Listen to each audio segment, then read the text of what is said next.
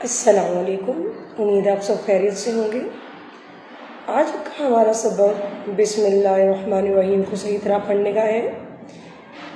بسم اللہ کو صحیح نہ پڑھنے کے نقصانات کیا کیا ہیں، اس پر تھوڑا سا انٹروڈکشن دیا جائے کہ جب ہم بسم اللہ پڑھتے ہیں تو تیزی تیزی میں پڑھتے ہیں، لفظوں کی ادائیگی جلدی جلدی میں کرتے ہیں، تو جیسا کہ آپ کو پتہ ہے کہ بینگ مسلم ہم اپنے ہر کام کی ابتدا، ہر کام کا آغاز جو ہے وہ بسم اللہ پڑھ کر کرتے ہیں۔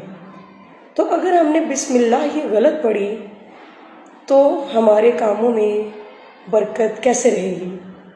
اس لیے آئیے اور لیٹس لرن قرآن کا حصہ بنیے اور اپنی روزمرہ زندگی میں چند لمحے نکال کر کچھ سیکھنے کی کوشش کرتے ہیں، تاکہ ہم اپنی دنیا کے ساتھ ساتھ اپنی آخرت کو بھی سرخرو کر سکیں۔ تو آج کا سبق بسم اللہ سے ریلیٹڈ ہے، تو ضرور سنیے اور سیکھنے کی کوشش کیجیے۔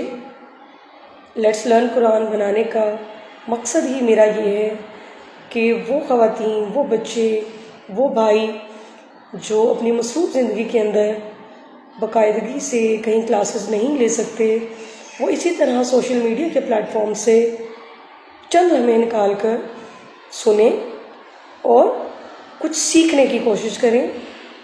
آپ اپنی مدد اپنے آپ کریں گے، اگر آپ اپنی مدد خود نہیں کریں گے تو کوئی بھی آپ کی مدد نہیں کر سکتا۔